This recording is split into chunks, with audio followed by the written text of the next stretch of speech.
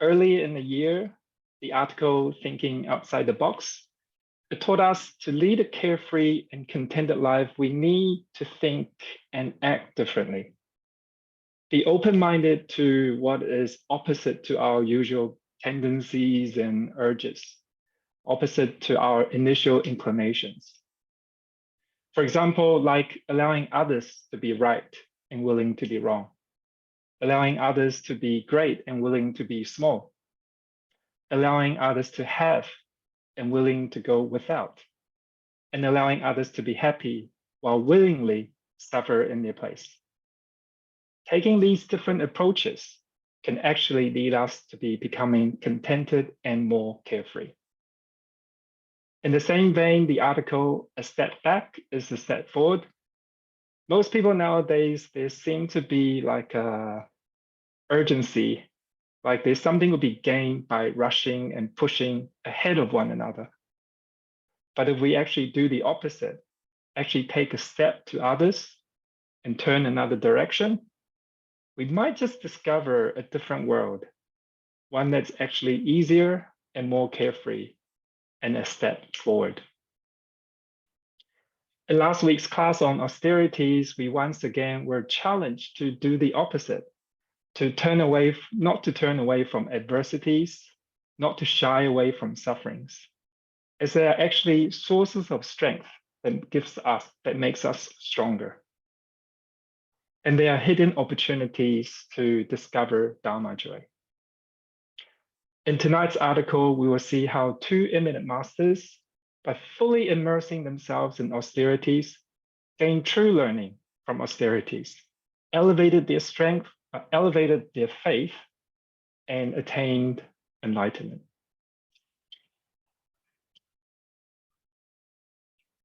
What enlightenment do practitioners and masters hope to achieve? It is the three types of awakenings. So let's take a look at what the three types of awakening is. 各位观众，大家平安吉祥。今天要和各位讲三觉缘这个一句话呀，我是赞美释迦牟尼佛，他是三觉缘万德具，就是三种觉悟他都圆满了，万种的道德他都具备了。那我们先说什么叫三觉缘呢？自觉、觉他、觉满，具备这个三觉呢，他就成佛陀。佛陀这两个字啊，用中国话来翻译，就是觉悟的人，觉者。一个大觉者呀，必须要有这个三觉。所以一般的人虽然信佛教啊，他实在都对这个佛陀不太了解。为什么？你说佛陀自觉，什么觉悟了什么？觉他，怎么样子能够觉他？觉悟怎么样子觉悟？我觉得，像我们每一个人，我们要自觉，自觉觉到好了，我有所不足，我有不够，我需要发奋，我需要向上，我要忏悔，我要改进，我要奋斗精进。这个就是我们平常自己有个自我要求、自我觉醒。所以现在就是教育吧，你有自觉的这个心，学习很快。你自己没有想要去觉醒，光要靠老师来教导我们，这外来的教育啊很慢。所以这个自觉吧，像佛陀，他自觉人间是无常。人生是苦，人世间呢，这个人物斗争很残忍，人无这个执着无则法则不当，这就都应该去除。所以自救了就个人解脱自在不行，还要救他，要把自己所觉悟的要跟人分享，所以要人可以落说，能把自己这个道理跟人家讲解，让他也能同样的跟我一样，都知道这个人生呢是苦，人世间是无常，我们需要这个追寻一个信仰，找寻我们人格的升华，找寻我们道德增加，让我们人生更好。这个自教他了以后，还要再研究，这许多有缺陷吗？难道有说不做吗？你这个一步觉悟，后来觉悟了这个几分之几，或者是否觉，是否不觉，那不行，要觉满，觉所有觉悟，所有的修行，所有的苦恨，所以觉很圆满。我们做一个佛教徒，对佛陀自教叫他觉满，三觉圆，对自己也要求自教叫他觉圆，这就叫做三觉圆。祝福大家。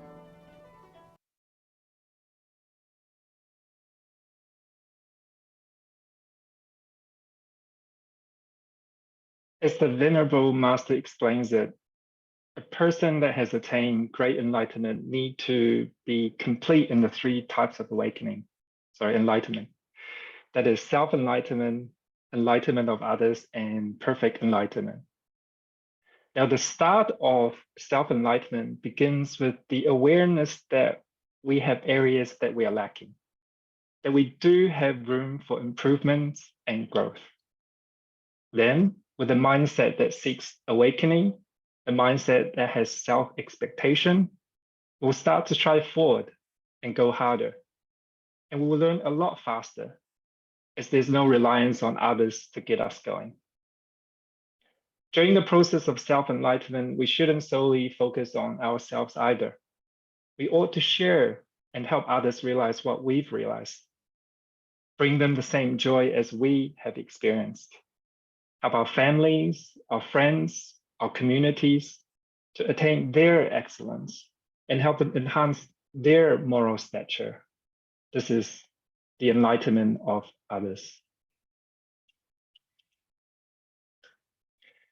On to the article.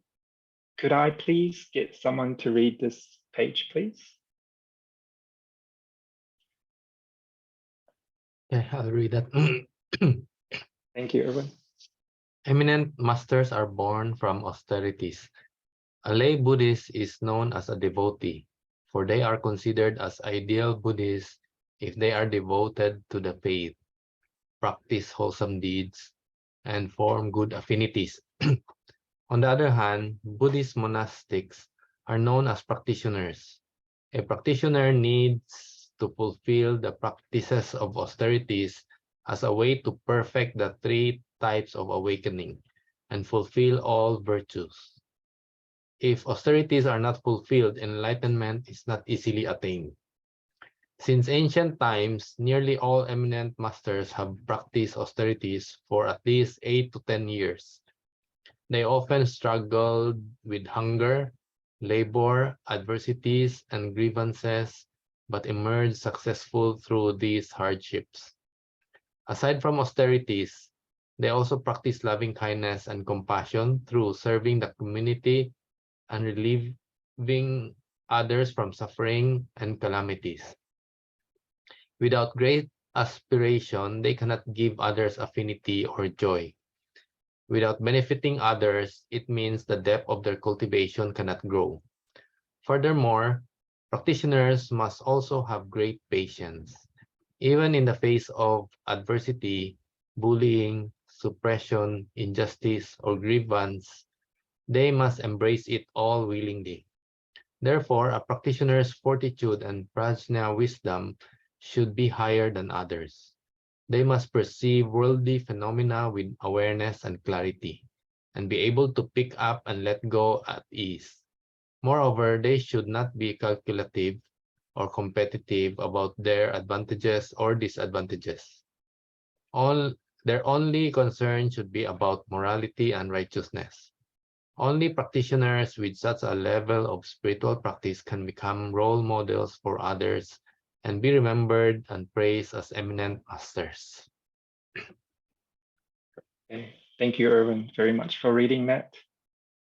So the article begins emphasizing that a monastic is a practitioner, stressing the importance, the need for practice.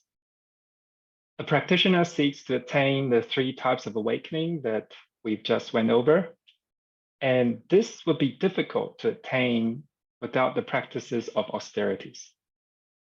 So question to the class, what were some of the austerities listed in the reading that the eminent masters practice?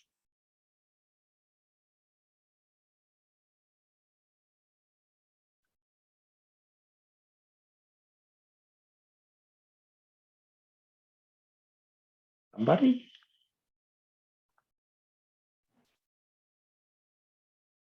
Anyone was listening to my reading?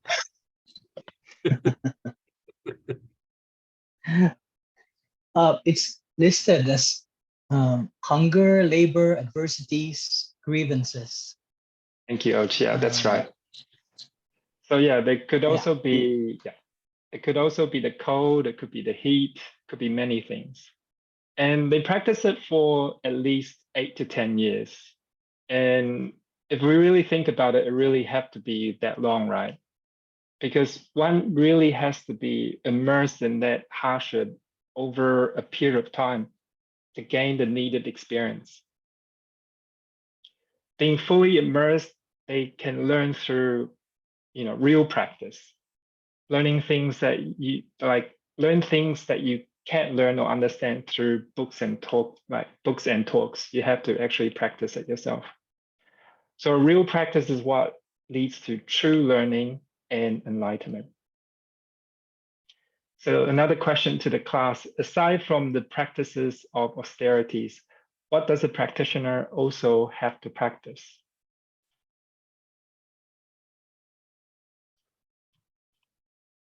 Patience.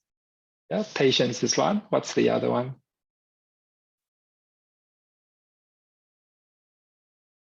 Austerities and patience. Not the one I'm looking for. Fortitude. So Loving kindness and compassion. absolutely. Yeah. So kindness and loving compassion. So they need to serve the community. They need to help others, relieve others from suffering and calamities. And the practice of loving compassion is important because it helps you grow your aspiration. And the greater the aspiration, the greater number of people that will receive the benefits from you. And only through benefiting others can we really grow the depth of our cultivation. And as mentioned, practitioners also have to have great patience to overcome adversities such as mentioned bullying, suppression, injustices, and grievances. A question to anyone again, we've kind of touched on this a couple of times in other classes, but having patience and fortitude alone is not enough. Does anyone know, remember, what does patience need to be practiced with?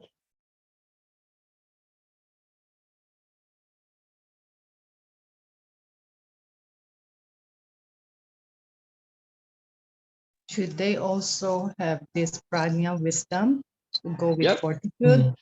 For sure. Yes. So they need Yes. wisdom and prajna wisdom. You see, we still need wisdom to resolve issues. We need wisdom to find ways to tolerate the intolerable. Like what we discussed last week, to turn an unwholesome negative situation into a wholesome and positive one.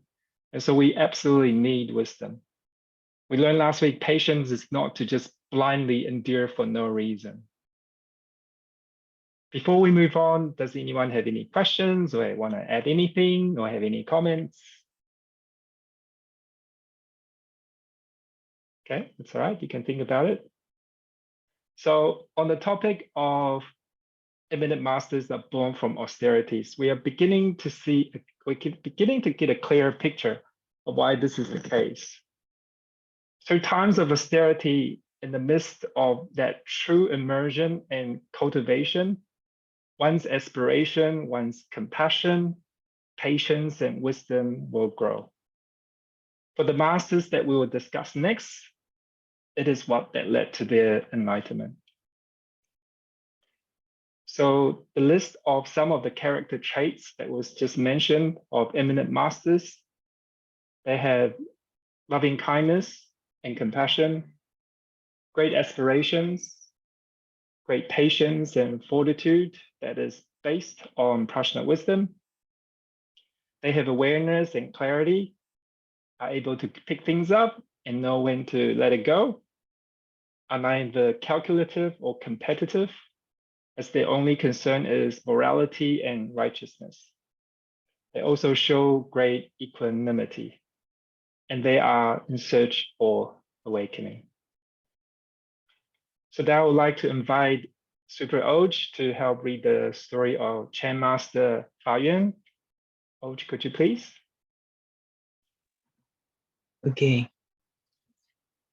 In the Song Dynasty, Chan Master Fa Yuan of Fushan Monastery heard that there was an enlightened monk in the north. Therefore, he invited Chan Master Yihui of Tianyi Monastery, as well as 6 other masters, to join him and visit this famous monk. They traveled on foot and from the south. The south. The trip was strenuous because they had to pass through many mountains and rivers. It took them several months to reach the monastery. All of the 8 masters followed the rules of accommodation and waited in the guest room. They waited from morning to noon, but none of the monks came to greet them. All of them were hungry and tired. Chilly winds constantly blew into the room, so 4 of the masters decided to leave the monastery because of hunger and cold. By sunset, there was still no one from the monastery coming to greet them. So 3 of the masters did not want to wait anymore and left. By evening, Master Fa Yuan was the only person waiting. The chilly wind continued to blow into the room. Master Fa Yuan was hungry and cold. His hands were numb. This did not break his determination to seek the Dharma. As he was holding his ground, the monk in charge of receiving guests came in and dismissed him.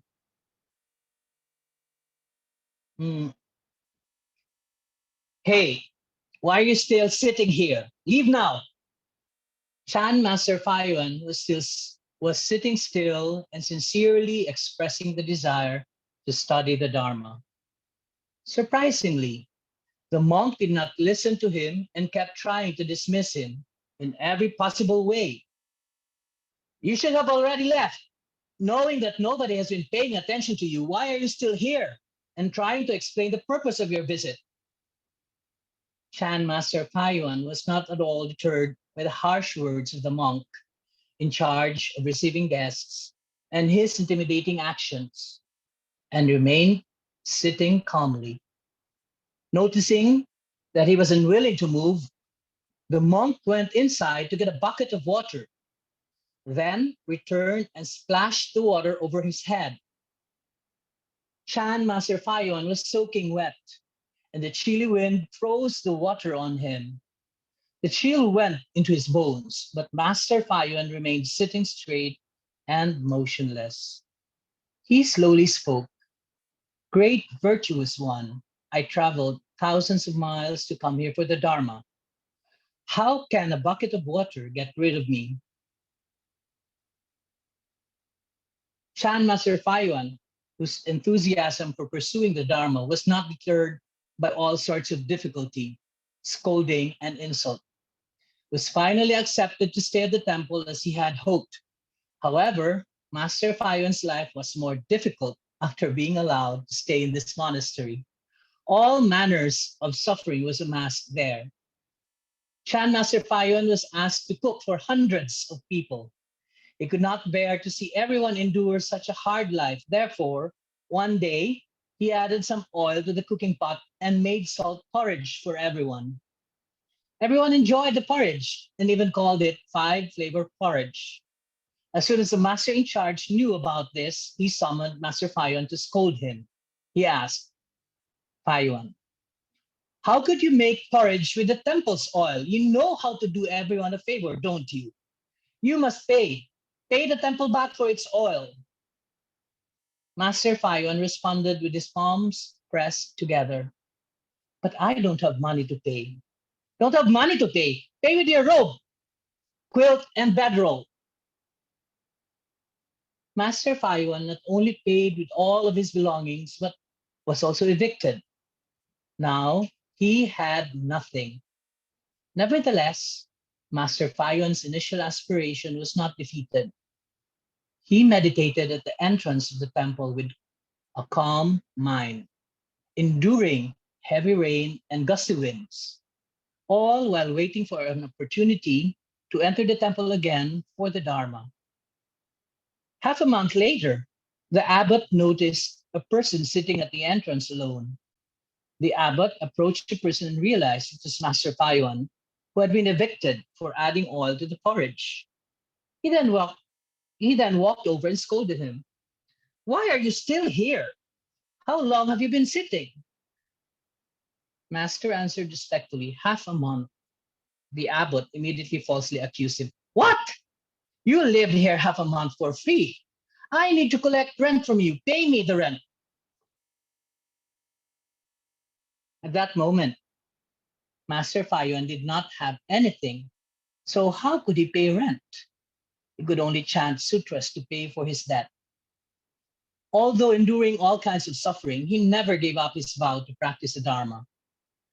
The abbot saw that Master Faiyuan was able to endure all this agony and was endowed with Dharma nature, intrinsic nature. He then invited Master Faiyuan to take over as the abbot. Master Faiyuan understood that the mind is our opponent and that we create a delusional realm in our own minds. By understanding his own mind, he could endure agony repeatedly, eliminate anger and defilement, and was finally enlightened through the Dharma, achieving the state which is described in Dhammapada. Abandon anger, eliminate arrogance, transcend all the restraints, and do not attach to the mind and materials. Agony and worry do not travel with a person who is attached to nothing.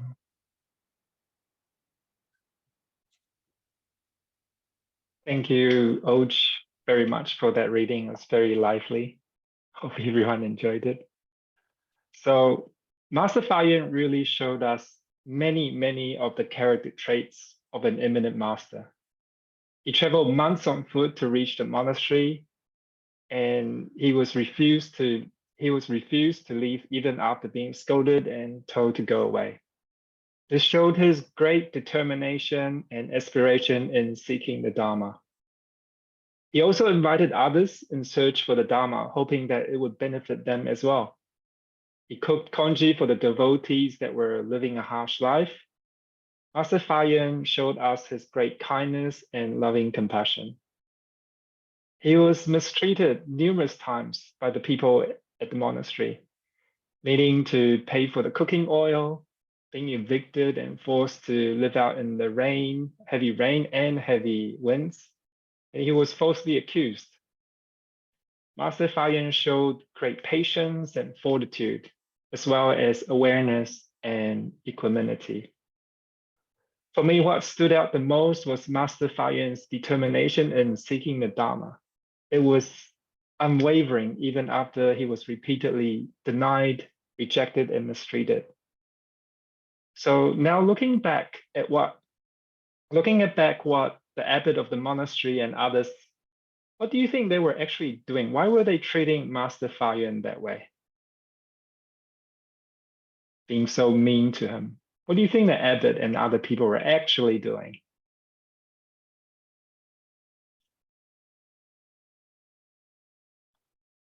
I think they were testing him to see how far he could go and if he was serious about joining the temple.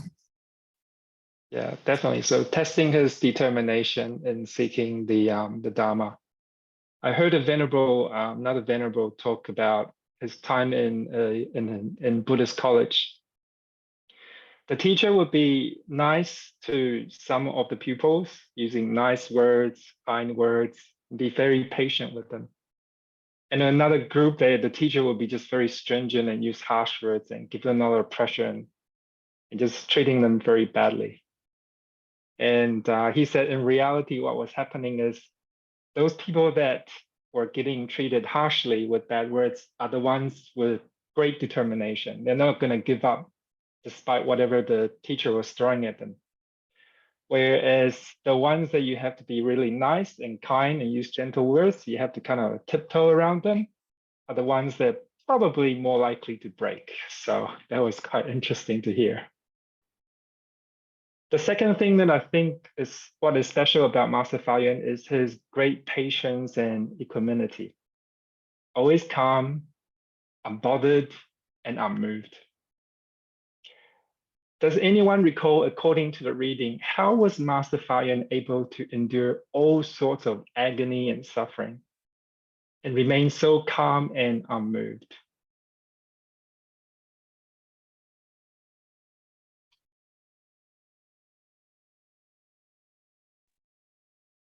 He would just remain seated. I wonder what he's thinking. Seated in meditation for 2 weeks, 2.5 months. From the past readings earlier, if I'm not mistaken, like there's a line there that says the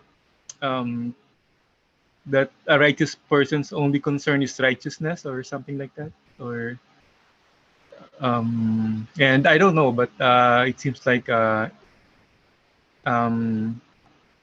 it describes his characteristic that he just wanted to be righteous. Yeah, I would say that's definitely part of it. Definitely part of it too. So in his mind, there might be some bad thoughts coming in. But as you mentioned, he wants to remain straight and narrow and be right with the right views. So according to the reading, he could do this. He was able to endure all sorts of agony and whatever everyone threw at him because he could understand his mind, right? And he understood that clearly the real opponent, when we're throwing things at us, is our mind. It's not the outside. It's not whatever's happening on the outside. The real opponent is in the mind. He understood that the mind actually creates delusions, right? By understanding that the mind can create delusions, he is able to endure all these repeated agony. And these repeated trials and tribulations is what actually trained him to eliminate his anger and defilement so he can remain calm, unmoved, and not bothered by it. So another question, I'm really curious about the persistent nature and the determination shown by Master Fa Yuen. It kind of reminded me of Master Hui Ke, the second patriarch of Chang School. He sat outside of where Bodhidharma was meditating. He waited in the snow until it was waist high. And to prove his resolve, legend says that he cut off his left arm as a token of his sincerity to Bodhidharma. I'd like to ask the class, I'm very curious, I don't know the answer. How did they develop this kind of determination? Or how does one develop this kind of determination? What condition led them to have such high resolve?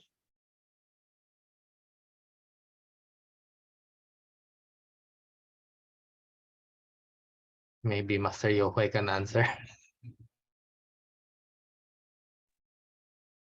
Okay. Well,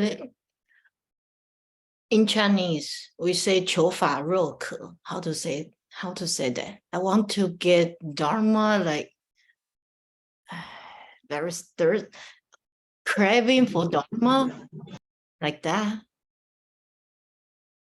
So one thing I think about is they also practice non-self, 无我, yeah, and also put the Dharma is bigger than themselves. So they want to achieve and they want to be enlightenment.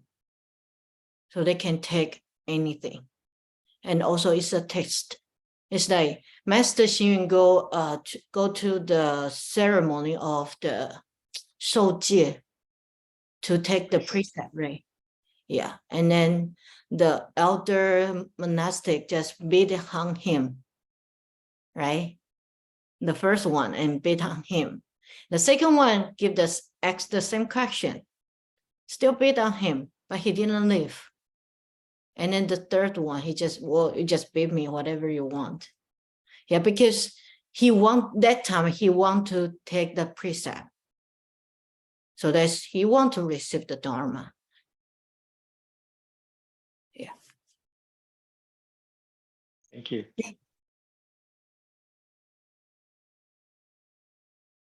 Anyone else? Maybe just this is just my thought about it. Like maybe he just wanted to perfect his belief. Because like I know when I see some acrobats, I just just popped into my mind, like when I see acrobats, like they do those stunts that are very very incredible, and before they can actually achieve perfection, they have to practice very like thoroughly. And for me, when I see it, like it's very dangerous. Like I can't imagine myself doing it. But for them, they just keep on doing it with knowing the risk, knowing the danger. They just go on through with it. Like yeah, they those acrobats that, especially like the one in the circus, right? Or like maybe I just watched also in YouTube that these are very um, yeah, just very dangerous, but they still continue doing it. I don't know. Maybe they just need to maybe perfect their talent or their skills. So they just keep on doing it. Yeah, I'm thinking like I'm quite lazy and I don't have determination as they have. So I'm curious, what is the condition that led them to be as they are in the previous life or this life? And I know that the only some ideas that came to my mind that we learned in the past is to never forget one's initial resolve. And I think if we continue to think our initial reason of why we are studying Buddhism and why we want enlightenment, that could over time increase our determination. And also in the past, I think book 1, we learned about the power of vows. And what I learned from Venerable Yo Lin was making vows is not just like you make it once, you actually have to make the vow every day, all the time. So it kind of adds up, the power adds up over time. And so perhaps that's what I'm lacking. Another one that I thought about is the Buddha light verse, the final sentence, the last sentence that says that may our humility and gratitude give rise to great vows. So it made me think the key is could be also humility and gratitude.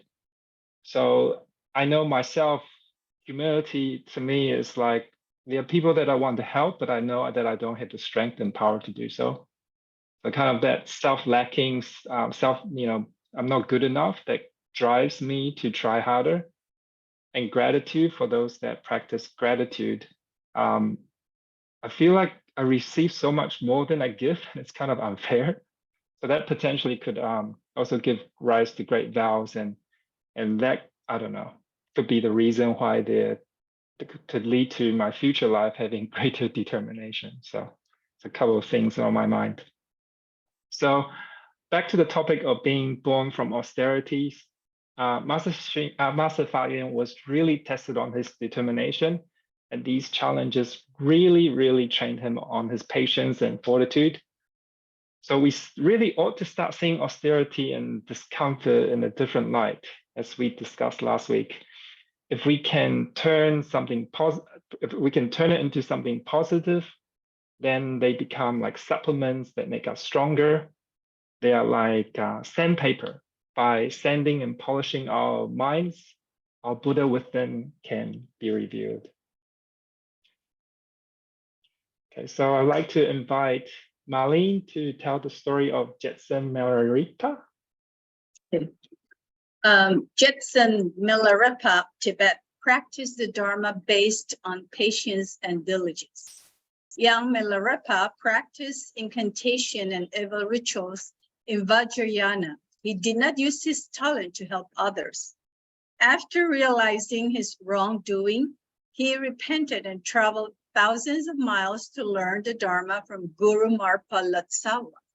The Guru knew Milarepa was not yet free from his old bad habits. To help him eliminate his past bad karma, the Guru enlightened him using different skillful methods, depending on the situation, so that he could forge his mind for patience. When Milarepa was holding a scripture on his way to the Buddha hall to recite the sutra, the Guru came up to him and forced him to leave, saying, "Take your scripture and go outside. My Dharma protector, God, would sneeze after sniffing the evil energy from your sutra." Milarepa immediately felt ashamed. He thought, perhaps the Guru knew that my scripture had incantations and spells in it. I can never commit misdeeds again using incantations. To support the Guru, Milarepa begged for alms everywhere. He eventually begged for 21 liters of wheat, 14 of which were sold for a brand new copper lamp. The rest of the wheat was placed in a leather bag he made himself. He tied the bag and the lamp together, put them over his back, and trudged back to the temple. The bag full of wheat was very heavy, and the copper lamp almost crushed his shoulder. With great difficulty, he arrived at the Guru's abode. He was so tired by the time he reached the door that the bag and the lamp plummeted to the floor. The drop was heavy enough to shake the whole abode. The Guru felt the jolt and came out to scold him. "You little brat, quite a lot of strength you have. You want to make my house collapse and crush me to death, don't you? How hateful, take the bag away." The Guru not only blamed him, but he also raised his foot and kicked him. Milarepa could do nothing but take the bag of wheat outside. He told himself, "The Guru is grumpy. I must serve him better and with caution from now on." This type of condemnation with ulterior motives happened almost every day. The Guru relentlessly and severely exhausted Milarepa's body, hoping to inspire Milarepa's intrinsic nature through harsh treatment. After Milarepa experienced all sorts of setbacks, insults, and goading, he finally obtained the right Dharma transmitted through the mind. After that, Guru Marpa Latsawa treated Milarepa pleasantly. The teacher and the disciple buried their heads in their arms and cried bitterly. By enduring constant rebuffs, setbacks, and humiliation, Milarepa finally attained the unsurpassed, wondrous truth. Therefore, the most stringent demands, as if they were carved in bone and engraved in the heart, are the compassionate Buddhas and Bodhisattvas. Only those who suffer the hardest of the harsh can attain Buddhi and Buddhahood.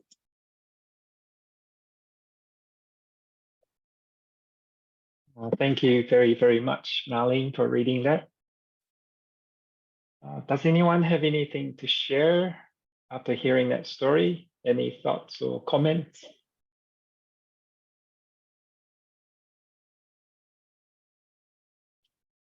So, Jetsa Milarepa, another master showing us many traits of why he is praised and remembered. Even before he met with the guru, I think Milarepa already shown many traits of his superiority.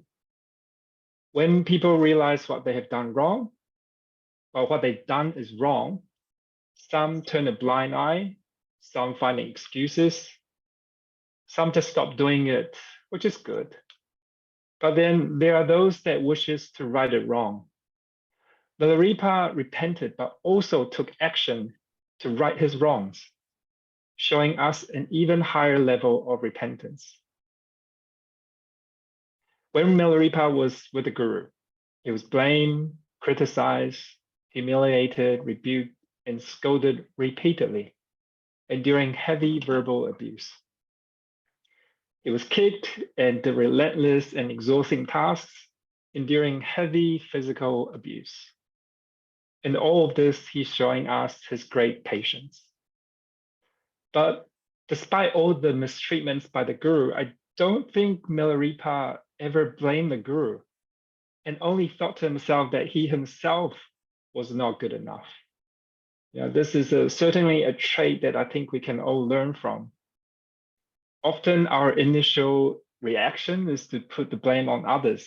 It's rarely our own fault. It's always someone else's fault. From now on, we ought to start taking a good look at ourselves first, because only through this way can we improve. Like Master Fa Yuen, Milarepa also had a great teacher. Guru Mapa knew he had to first eliminate Milarepa's bad karmas, his bad habits. He was a very skillful teacher, knew exactly how to test and train him. So it goes to show again the importance of a great teacher. Luckily, we do have one. And goes to show the importance that we really have to form wholesome affinities with others, with more people. Under Guru Mapa, Milarepa underwent unreasonable condemnations, absurd demands, and even moments of torment. I like to understand how Milarepa was able to overcome this.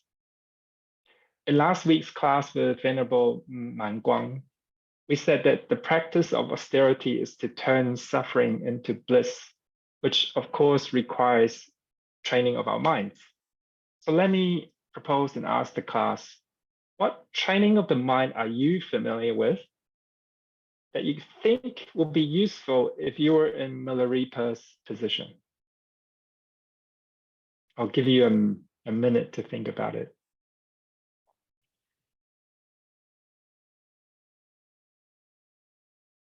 So he had to deal with absurd demands, respond to physical and mental abuse, and yet had to turn it into something positive. There's no right or wrong answer. I'm just curious what you guys think. What learnings have you got in contact with that you can share? Can I go ahead? Of course.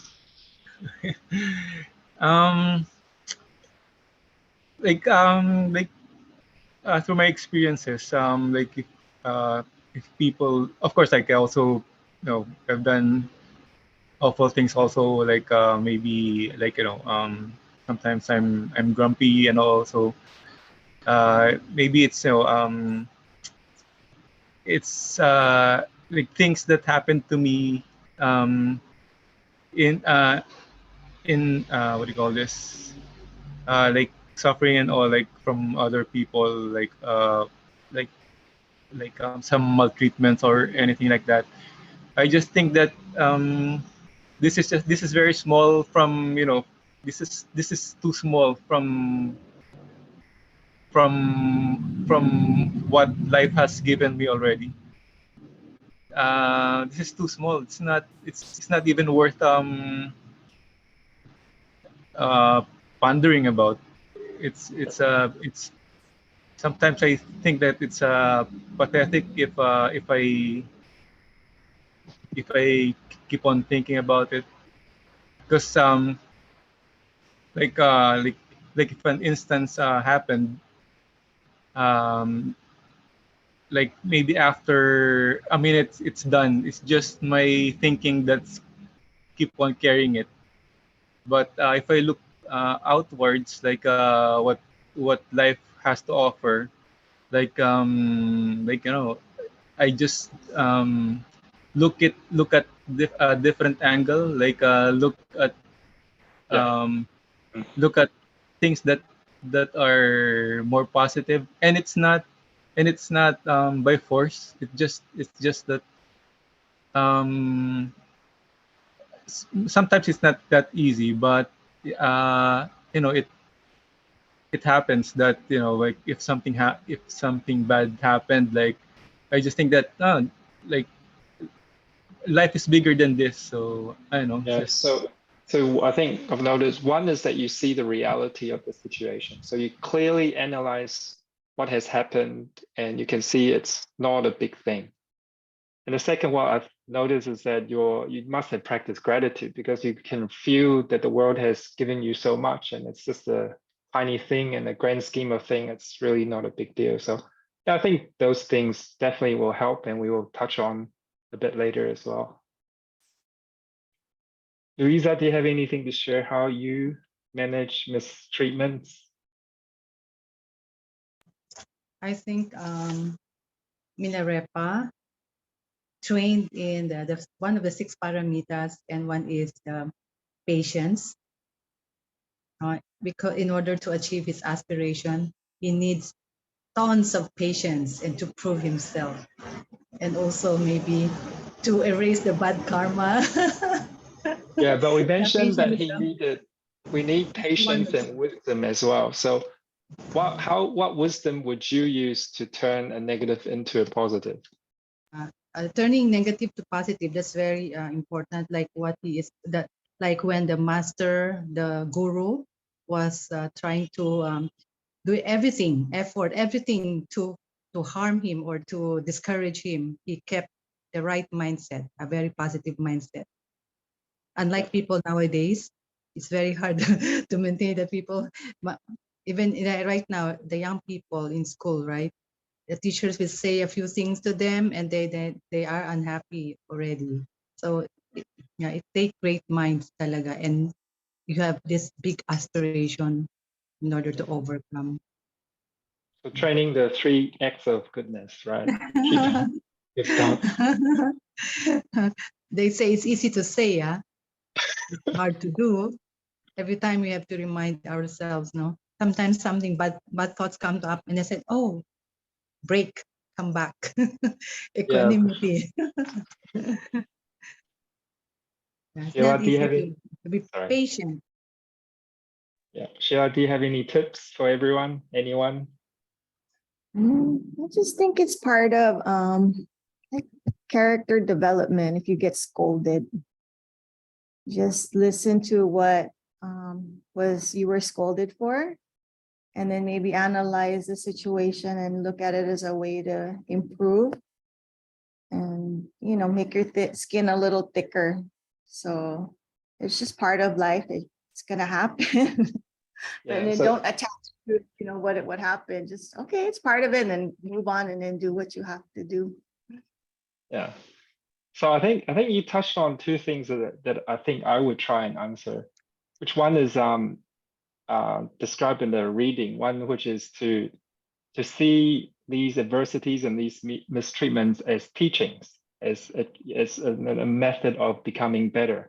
I think in the article it says regard patience as the compassionate teaching of Buddha and Bodhisattva. So they're offered to you as a way to to learn. So they're actually compassionate teaching. So if you see it as mistreatments as compassion, I think it will feel a lot better. And the second thing, If you're not corrected, then how could you improve? yeah. And the second thing you mentioned is letting things go. And for me, the other answer that I came up with is probably to think of it as emptiness. So if you think of emptiness, then you're more likely to let it go. So maybe recite the full verses in the Diamond Sutra where it says, all conditioned phenomena are like dreams, illusions, bubbles, and shadows, like dew and lightning. If we contemplate these adversities, these mistreatments like that way, I haven't done it myself, but I assume that possibly, you'll be able to let them go and just realize they're just causes and conditions. They come and then they go, and they don't really have a true self. So it's probably easier to let go of that way. So my answer is more closer to yours. Also, thank you all for your inputs. Och, did you want to say something? Yeah, so I was also looking at Milarepa's response to Marpa, to his guru Marpa's. You're right. So it's equanimity, because they don't attach to hating him because of his actions, and you don't also attach to liking him because of his actions. So his actions are his actions, and probably Milarepa recognized that his guru's teachings, his guru's actions and words were to bring out to cleanse his bad karma and to bring out his Buddha nature. Also, maybe the practice of non-duality can help a lot in overcoming and transforming something adversity into something that helps you, something that helps you attain the Bodhi mind. So non-duality between the guru and the disciple. So probably he was thinking, the guru is me, and I am the guru. So there's no difference between the two of us. So why would I be affected by what he's doing to me? At the end of the day, it's to bring out the diamond in me, to bring out to cultivate the Buddha nature. You were saying about sandpaper and using it to smoothen out the roughness in a person. So if you practice non-duality and equanimity, then probably this will bring you deeper into the practice of the Bodhisattva path, or the path to Buddhahood. And I think those two are very important, especially if you have a guru, like because Milarepa is in the Vajrayana. He was in the Vajrayana tradition, right? So they have he has a guru in Marpa, and the guru is supposed to help you realize your Buddha nature, and all these adversities were skillful means for him to realize. And finally, when he was able to realize is to awaken and to be enlightened himself, then it was time for Guru Marpa to congratulate him. Yeah. And probably give him it was said that they were crying, and you were such a very good student. Like that. Thank you. So yeah, they must have tremendous trust in their teacher, which is so faith is very important. As I discover in Buddhism, they always remind you have to have faith. And then I'm slowly understanding the importance of faith. And thank you for sharing about the non-duality. I haven't thought about it. Perhaps tomorrow in Venerable Miao Guang's class, I can get a bit of a refresher. So thank you all for your inputs. I think we are all inspired by these two great sages. If you're like me, I think their level of practice is just so far away from where I am. but if I remember what I've been told, bodhisattvas think big, but they act small. So we also really are comfortable enough acting small. So we'll start small steps, one after another. So what are some of the small steps that we can take in our daily lives that can shape us into becoming a great vessel? Let's have a look. 各位观众，大家好。我今天跟各位讲成就大器，意思是我们每一个人呢，都希望自己能可以做大人物，能做一个成功的人，甚至也有人说大器晚成了。你要成一个大器，你要有，不是一下就能成功的呀。那个你说一棵大树，要几十年，这个森林树人不能树木啊，你没有经得起很长的时间，不能成大器啊。你不能经过了很多的阅历不能经过了很多的这个挫折你成就大器是很难的。所以我今天讲成就大器要有4个条件。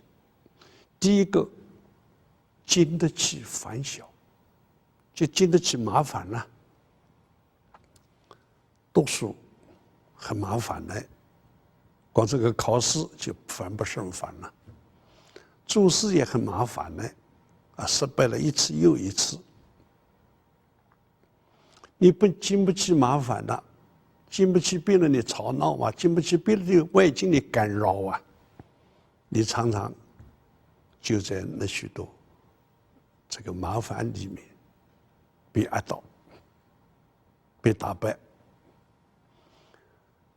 要成就大器，第二点呢，要受得了气氛，因为这个世界上不会处处都得意的，没有天天都欢喜的。有时候不如意的事情接踵而来自己好像是不平等的事情感到不断的发生。你生气吗？生气没有用生气只能坏事，不能成就好事。所以你要受得了气氛。你行人于口，不要骂人；在人于面不要生气；在人于心，心里也不气。到最后根本就没有事，气氛呢没有什么了不起。怎么样成就大器？第三，要忍得下挫折。挫折就是故意给人家欺负了，故意好像讲我的节了，记我的故事了，批评我了，陷害我了，那怎么办？我跟人家打架吗？跟人家拼命吗？到法院起诉吗？都不要。人一口气，风平浪静退一步想，海阔天空。你忍得下挫折，表示我有力量，我能担当达不到。第四，要耐得住时间。有时候1年我忍耐，2年不能忍耐了，忍耐2年，3年不能忍耐了，这个都不行有的事情往往是1年、2年、3年、10年，多少年都能忍耐。你能耐得住时间时间过了，人就成长了，花也开了，果也熟了，才能成就大器。所以怎么样成就大器4点：一要经得起烦恼；2要受得了气氛；3要忍得下挫折；4要耐得住时间。谢谢大家。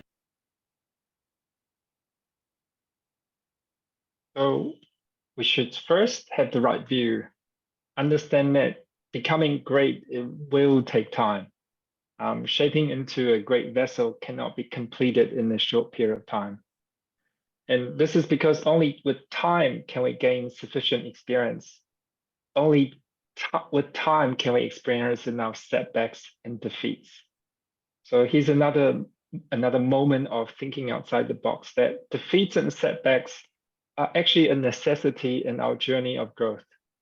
And so perhaps the next time that you fail at something or we fail at something, you don't have to feel so bad. Just put it in the growth column. The four conditions, as mentioned by Venerable Master, is in becoming a great vessel, is first to be able to endure bothersome things. So the next time you encounter something that's tedious, that makes you feel flustered, like for me, tidying up the house, long, boring, unnecessary meetings, or for me today, just waiting for my laptop to shut down made me feel flustered. So when we do feel flustered, we ought to tell ourselves, I don't want to be defeated by it. So complete the task properly and thoroughly, and continue with this practice, and then we'll realize less and less things in life overwhelm us, and things won't trap us. And we can be at ease like Avalokiteshvara. Second, we have to be able to hold our anger. When things go against our wishes, we're so easily get angry. And when we get angry, we should remind ourselves what is the use of anger, right? As discussed last week, 2 negatives don't make a positive unless it's math, but anger will only make things worse. Venerable Master Xingyin suggests that to control our anger, first we ought to hold our tongue. That's really important, as we know that words can be as sharp as a knife, so don't say bad words. Second, to try and not display our anger. And then third, to soften our hearts. And soon we'll discover, actually, it's not a big deal, as Angel mentioned. Third, be able to put up with mistreatments and injustices. Yes, it's not fair, but we still have to try. There will be people out there that intentionally bully us, criticize us, and even frame us. But remember, what good will come if we just trade blows with one another, right? In the end, we will both be defeated. The better thing to do is just to hold it and swallow it down. And then we'll realize actually freedom and serenity will soon follow.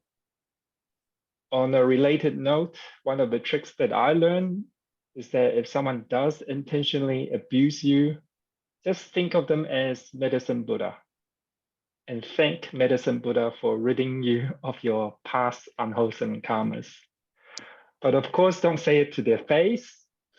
They wouldn't know what you're doing, so they'll get confused. So say it from your heart. Lastly, be patient over any amount of time. This, of course, there's no easy way. Inevitably, we just have to practice and develop it. As we mentioned today, that it just takes immersion and real practice, and we are in the Saha world, which there's plenty of practices to go around. So Eminent Masters are born from austerities. In a talk by Venerable Hui Chuan, who is the Deputy President of BLIA, he said that in order to attain peace and be at ease, you must be thrown into turmoils of unease. Because only through moments of unease will you be able to search for a way out, to find the exits. He told a conversation between a master and his disciple.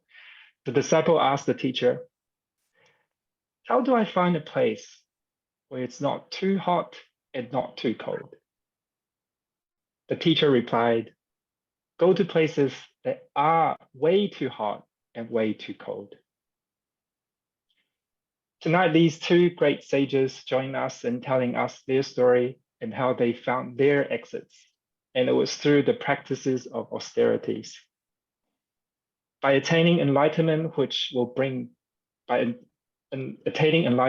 they will bring benefit to sentient beings. Becoming a big tree, they will shelter sentient beings from harm. So here again, I'd like to thank Oj, Marlene, and Erwin for reading the stories in the article, and you for joining the class. I wish all of you to become a big tree that shelters countless sentient beings. Thank you.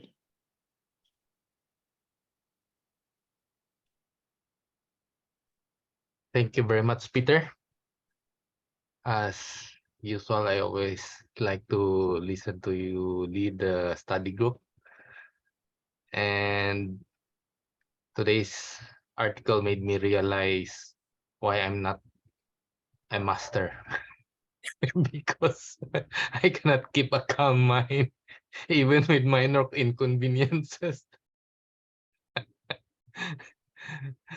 And from the examples, you can see that the masters, they have integrated in themselves the teachings that we've been studying, like letting go, emptiness, non-self, vow, what else? Determination, patience.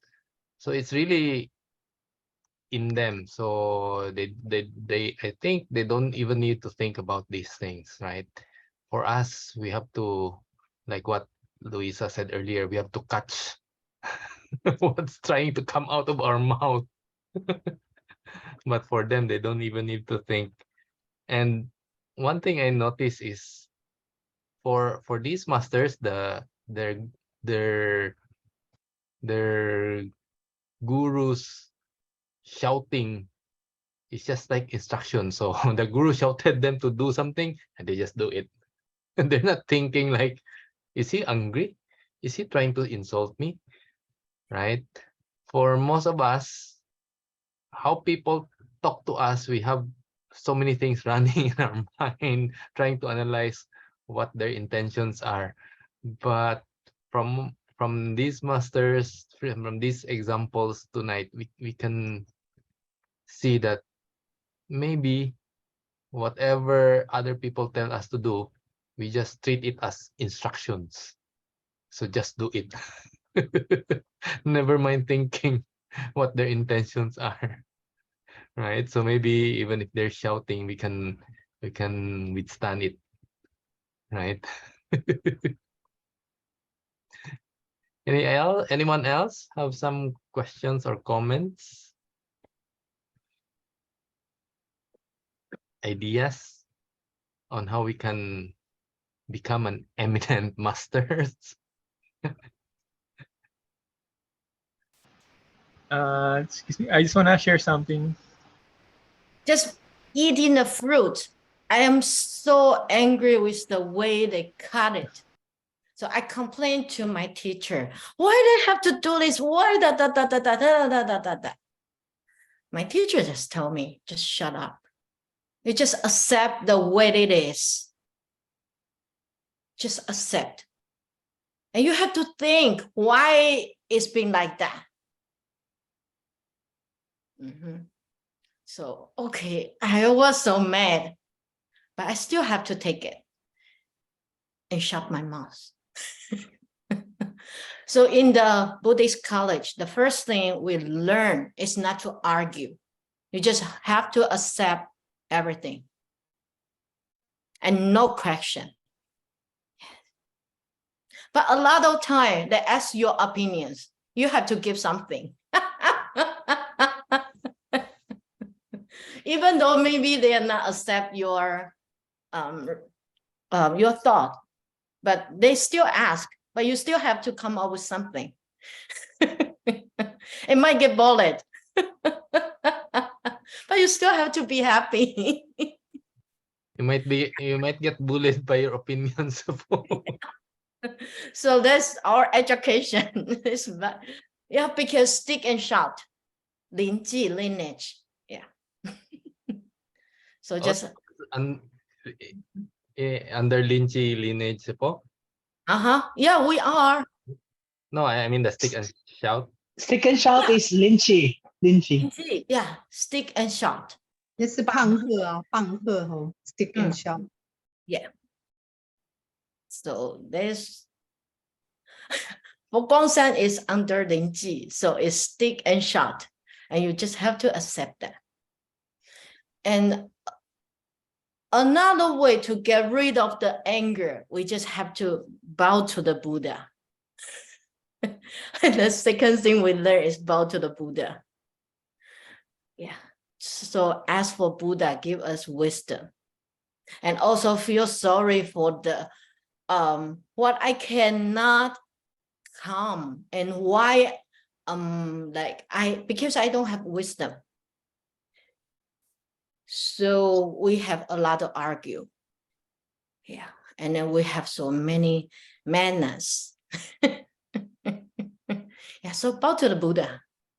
Once I have fight with my boss before, another monastic. I really have fight and we arguing. And then Oh no. Her boss cut her off. Buddha cut her off. yeah. Well, I still don't think I'm wrong. Oh, we did not hear you. But because he's the boss, I have to listen. Okay, so I bow to Buddha. Okay, I'm so sorry. I shouldn't have argued with her. Okay, I should take everything what she taught us to do. No other opinion.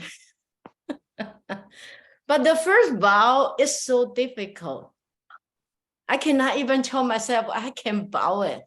But after I done it, the second one, third one, easy. I don't feel mad anymore. So when I read this article, I just think about a verse, how to call it, if someone can help me to translate, 千锤百炼出深山, 烈火焚烧莫等闲. Have anyone heard about this? 粉身碎骨都无怨，留得清白在人间. Ami Tofu, it's very difficult to explain. It's talk about 石灰 line. Am I spelling correct line? Okay, it's we get that from mountain. And it must be make it by you have to keep hammer it. Am I saying it right? Peter, any help? I think you got it right. And then we had to burn it, right? So we'll get in small pieces.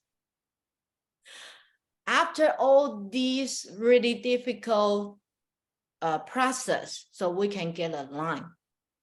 So it's like if we want to be enlightenment or not, yeah, or be a better master, then we have to accept all the hammers beating on you, burning you. It's like your anger burning on you. And how do you become and let go? And one day you will achieve. Okay, 加油. Ube has a comment here. We can have opinions, but we also respect other perspectives. Always think beyond the self. Shefo, Yeah. there is nothing wrong when we argue because the other also learns through us, through hearing us. Mutual respect is the balancing thing. But Venerable Yohoi argued with her boss. But not 如常法师啊. we cannot argue with her, huh? We cannot argue with her. She will just shout to us. We always say yes, yes, yes, yes. But others, we have so many opinions. See, we still get mad, of course. I get mad all the time. Yeah. Bosses But we have to know why we get angry and if there's better way. But not angry, but we get things done and make it better. So, a lot of time you just have to be laugh, right? Also, like Peter, you point out Diamond Sutra. It's really good. We really have to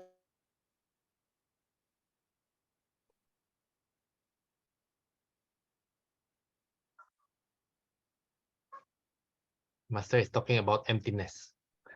But he You Okay, got Emptiness. Kaya wala tayong narinig. Huh? you get cut off. You're getting cut off. Yeah, I get cut off. So we said you're talking about emptiness. Yeah. Well, because Diamond Sutra, more you chant it and you feel, whoa, yeah, there's a lot, and we really need to use that. It's the sixth patriarch Hui Nen, what he heard 因无所住而生其心. How to say it in English? You should not attach on the form, something like that. And then you will arise your mind, your wisdom. Yeah, my translation is not correct. But yeah, go maybe read Auntie that. Marlene. Chef Fu, maybe Auntie Marlene can translate to English. 因无所住而生其心. Yeah, you shouldn't attach on anything. And all the wisdom will arise, right? Something like that. It's like you should give rise to a mind that doesn't attach to the form, to the Dharma. Yeah. Better translation. I think it's no notions, Sifu. No notions to self, no notions to person, no notions to it's no notions Sixth to sense. conventional truth, right? And our sixth sense. Yes, yes. So that's why to practice humanist Buddhism is more difficult, because every day we have so many people to talk to, so many things to do. Let's all deal with people and really can practice see ourselves, see our mind.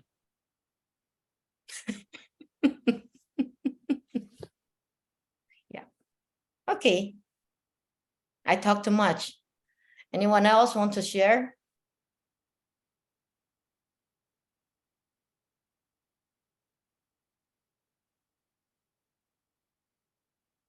Yeah, I wanna share something again. Sure. Go ahead.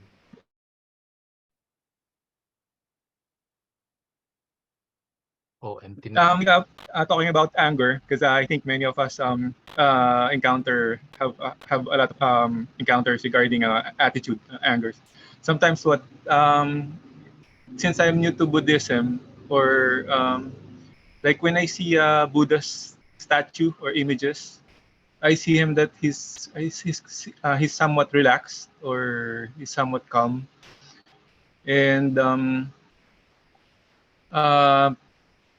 sometimes I mean, I try to imagine, like, every time I get some kind of attitude, I um I visualize things, like, if I don't want to, like, if I have something that's very valuable, of course, like, I don't want to lose it, right? If I have something very, very valuable, I don't want to lose it at any cost. And recently I just thought that if I value peace so much, if I value my calmness so much, like, why would I trade it with anger? So I just try to visualize like the calmness, or the, like, when I see like, maybe Buddha's image. So most of the time it helps me trying to visualize things. Anyway, I don't know if I was able to help out, but in my in my own opinion, it helps me. Thank you. Thank you, Angel. Anyone else?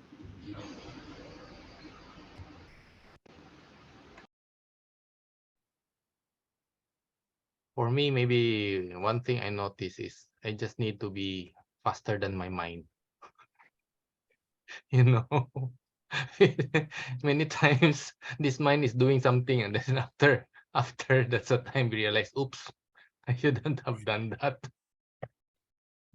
So I I don't know how to practice, running faster than our mind so that we can catch our mind. Just try. The thing I learned is to catch your mouth first. For now, the practice is to catch your mouth. I think I had not an argument, like a discussion with someone else before. Like, is it more important to catch, maybe here, but to catch your mind or catch your mouth? And I said to catch your mouth first, Yes. because the mind is already too quick. You can't catch it. So for now, in our practice right now, just catch your mouth, because once it leaves once it leaves, you're actually affecting another person. They can receive it, and that karma is already set. At least the mind, you can try and turn around, going like, I was wrong, right? You can actually turn that karma around. But once it goes, but I guess you could say sorry, but like better not to, that you don't need to. So yeah, catch your mouth. Yeah, that's true. Easiest to catch is the action, right? You're about to hit somebody, can catch that face, but the mouth is a bit more difficult, and then the mind is the most difficult. Or maybe start from today. Every time when you get mad, you want to say something, you should remind yourself, slow down and think about it. Remind yourself, first. Slow down. Take a deep breath. Yes, like that. And do more meditation. Every time we talk, we should take before we say anything. Yes. Or maybe in a, like, if you're watching a television, you can pause it for a while and pause it so you can see what's happening first before speaking or doing anything. I remember our teacher, Marlene, remember? Teacher Ye, when sometimes when our liver heat is heated, we get angry so fast, quickly. So what you will do is to tap your lower abdomen here, tap it and they say, and breathe, so get away the energy, the anger, the energy to be so that to lessen your anger. That's the way you take care of your liver. You tap on your abdomen, tap, tap, tap, and then Is it so that is what you is it the have to do. Tantian that is it the Tantian, yes. Tantian that you But actually, tap? it's actually here. Ah, it's higher. This It's is not the part of the Tantian. liver. Right, You right. tap, tap, tap, and that will lessen your anger down. Kasi, and it Yeah, will right, harm right. the liver.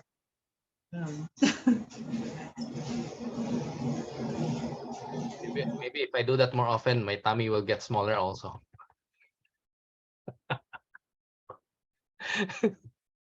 Two-in-one effect. You first tap and then you massage like this, like that, and then rub like that. Am I right, Marlene? Yeah. But I think one way for you not to get angry so easily is you try to put yourself in the other person's position. Probably, you think, oh, if I were in her position or in his positions, I might have done this. So instead of getting angry at him, you pity him. You pity him for his wrong action, and you want to get angry. It's his karma. And you should decide, oh, I'm not going to let his karma to affect me. Yeah. That's true. That's true. Anything else? Anyone else? Comments or questions? Sometimes what I do, I will get angry from someone. I will remind myself not to be angered because I might meet him in my next life and then be angry again with him. Meet him up again and then be angry. No more, no need. So stop there. Do not create negative energy and bad affinities.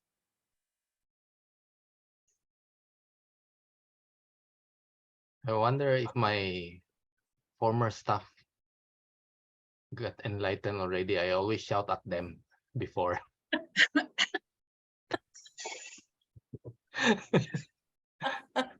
Maybe they're already enlightened. Yeah. You're practicing your Lynchie lineage.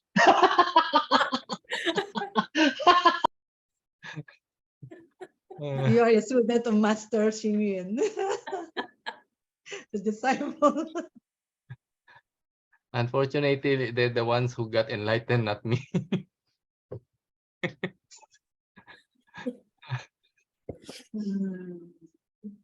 Okay, any more? If not, it's already 9:30. So again, thank you very much, Peter. We would like to have a chance again for you to lead in the future. So if no other questions, we would proceed with the dedication of merits.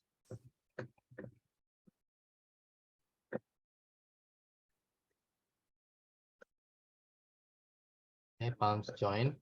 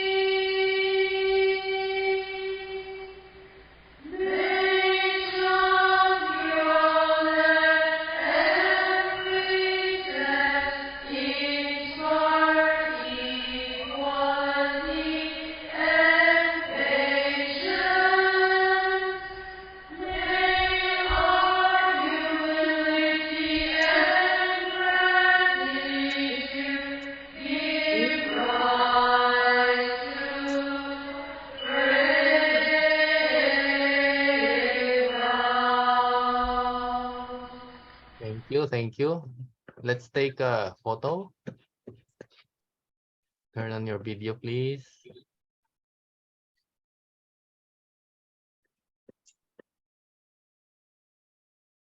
Okay, ready.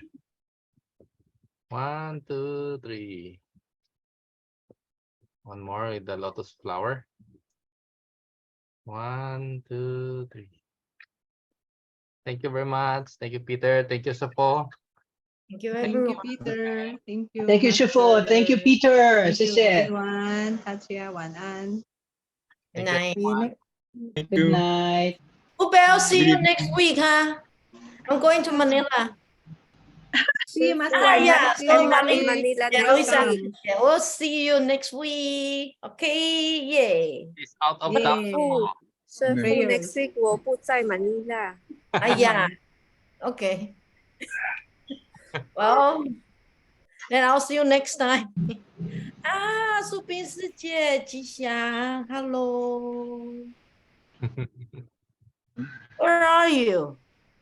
At We're the going airport, to, yeah, we're having in the fun. airport. Oh, okay. Where are you going? Malta and Sicily. Huh? Where? Malta.